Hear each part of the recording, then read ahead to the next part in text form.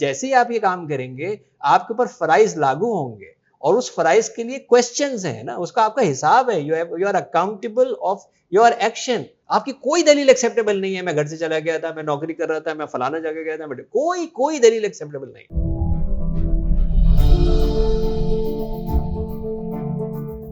اچھا, آپ نے اختیار کی بات کی تو بچہ اختیار, کیونکہ ہمارے یہاں تو یہ ہوتا ہے کہ جو وہ تو ہو گیا, ٹھیک ہے, تو جو ہو گیا تو اسی لیے تو بھگت رہے. سوال یہ ہے کہ اللہ تبارک و تعالیٰ نے انسان کے اندر عورت بنائی اور مرد بنائی, اور اس کے بعد ان کو رشتہ ازواج میں خود منسلک کیا. ہم سب آدم اور حوا کی جو ہے وہ کہانی ہم جب پڑھ چکے ہیں, جانتے ہیں کہ اللہ نے ان کو دونوں کو خود نکاح کے رشتے میں منسلک کیا اور ان کو دنیا میں بھیجا. اس کے بعد یہ طے ہوا کہ آپ کو آپس میں نسل کے لیے آپ کو میاں اور بیوی کا ملاپ ہوگا, نکاح کے ذریعے ہوگا. اس کے لیے کیا گائیڈ لائن ہوگی, پورا انبیاء کا سلسلہ آیا جس میں بتایا گیا کہ جی کیا دیکھنا چاہیے, کس طرح کرنا چاہیے, کس طرح نکاح کرنا چاہیے, کس طرح پرکھنا چاہیے. یہ ساری گائیڈ لائن آپ کو دی, پوری سیرت بتائی, رسول پاک صلی اللہ علیہ وسلم نے بتائی گائیڈ لائنس کہ آپ کو کس طرح ترجیح دینی چاہیے. اور پھر یہ کہا کہ یہ آپ کا اختیار اب ہے کہ اب آپ جسمانی, ذہنی, روحانی, معاشی, معاشرتی حالات کو دیکھنے کے بعد اس بچے کو پلان کر کے دنیا میں لے کے آئے, کیونکہ اس کی ذمہ داری ہے. اس پہ سوال ہوگا نا, سوال یہ ہے کہ اس کے اوپر آپ کی فرائض لاگو ہو جائیں گے نا. جیسے ہی آپ یہ کام کریں گے آپ کے اوپر فرائض لاگو ہوں گے اور اس فرائض کے لیے کوسچنز ہیں نا, اس کا آپ کا حساب ہے. You are accountable of your action. وہ اللہ پوچھ رہا ہے آپ سے کہ جو اس دنیا میں اس کو لے کے آئے ہو, اس کے فرائض پورے کیے یا نہیں کیے. اور وہ آپ کا لوکل قانون بھی پوچھ رہا ہے, وہ آپ کا لوکل قانون بھی آپ سے پوچھ رہا ہے. آپ کو پتا ہے کہ ہمارے ہاں تو اتنی کوتاہی ہے, لیکن مغرب کے اندر جو بچے کو اپنے اسکول نہ بھیجیں اور گھر پہ رکھ لیں, ان کے ماں باپ گرفتار ہوتے ہیں. کیونکہ یہ بچے کا رائٹ ہے کہ وہ ایجوکیشن پہ جائے. اور یہ گورنمنٹ نے اپنے اوپر ذمہ داری لی ہے کہ 12 سال تک آپ کوئی پیسہ پے نہیں کریں گے. 12 سال تک جتنی مغرب کی ممالک کی اور جو فارس کے ہیں کہتے ہیں کہ یہ آپ کے نہیں اسٹیٹ کی ذمہ داری ہے کہ ہم پڑھائیں گے. تو آپ اس کو روک کیسے سکتے ہیں گھر کے اوپر, کیونکہ یہ بچے کا حق ہے کہ اس کو ایجوکیشن ملے. 12 سال تک کی ایج کا گریڈ 12 جس کو ہم کہتے ہیں, یہ اس کا حق ہے کہ اس کو یہ بنیادی ایجوکیشن اس کو ملے جائے.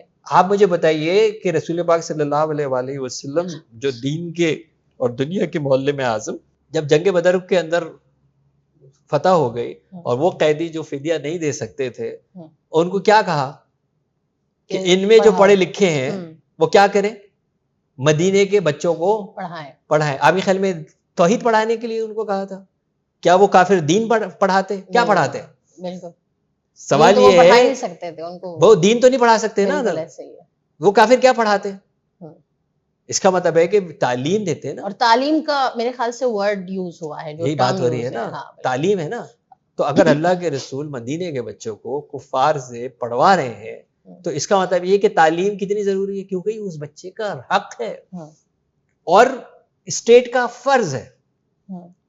یعنی ماں باپ کا یہ فرض ہے کہ اس کو تعلیم دے, اور اگر ماں باپ یہ اپنی کسی بھی مجبوری کی وجہ سے نہیں کراتے تو اسٹیٹ انوالو ہو سکتی ہے, اسٹیٹ براہ راست مداخلت کر سکتی ہے کہ یہ اس کو پڑھانا ہمارا کام ہے اور تم اس کو پڑھانے سے نہیں روک سکتے.